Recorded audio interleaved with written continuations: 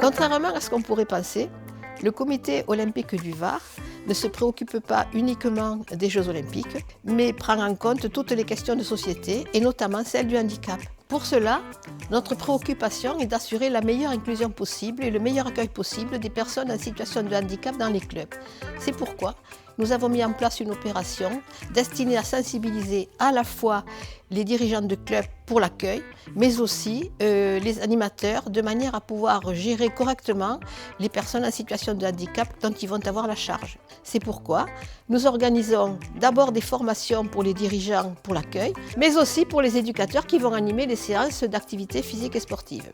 En partenariat avec la Caisse d'allocation familiale, nous avons aussi prévu de pouvoir contribuer au financement des licences pour les personnes qui auraient des difficultés financières.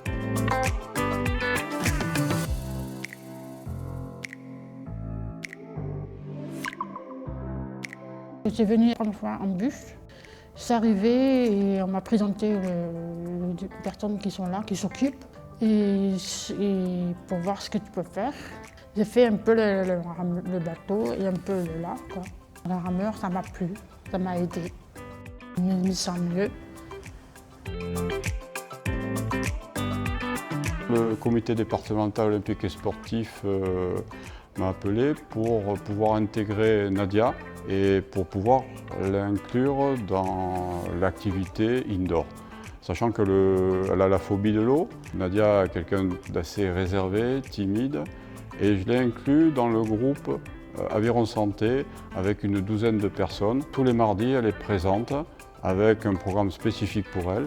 J'essaye progressivement de la faire, d'ici la fin de l'année, monter en bateau. Il faut qu'elle prenne confiance en elle, c'est son plus gros handicap. Moi, je suis persuadé qu'elle en est capable, mais elle ne le sait pas encore.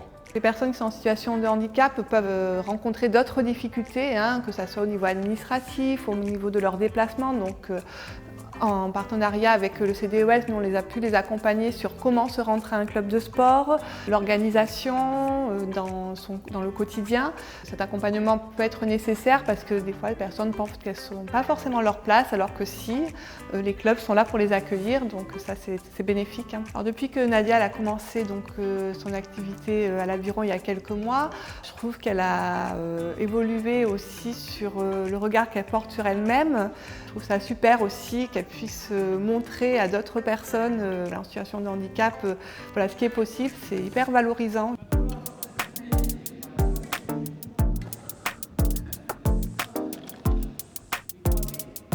L'association Sifour Handisport, elle propose de la piscine, elle propose de handistep, du badminton, de la boccia, de la serbacane et de la pétanque. Alors nous, on a un autre objectif, on parle de l'inclusion, c'est-à-dire que ce sont les personnes handicapées qui vont être incluses avec des valides. Nous, on fait le contraire. On a des personnes handicapées et on inclut des valides avec eux. L'objectif final, c'est bien de changer le regard sur le handicap et faire vraiment de l'inclusion, mais pas que des personnes porteurs de handicap. C'est un esprit familial en fait. Puis il y a une entraide. Le fait de faire du sport, ça me fait rencontrer et partager avec les gens. Ça m'entretient déjà les muscles. Même si avec le fauteuil, je suis tout le temps en activité, mais ce n'est pas les mêmes mouvements.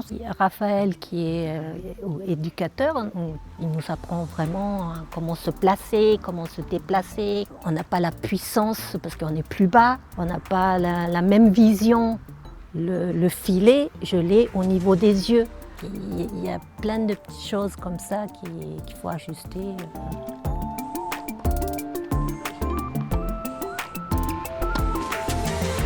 Alors, la problématique que rencontre Flavio, c'est une capacité d'attention limitée, mais qui se travaille au travers des divers ateliers qu'il peut pratiquer au sein de l'IME.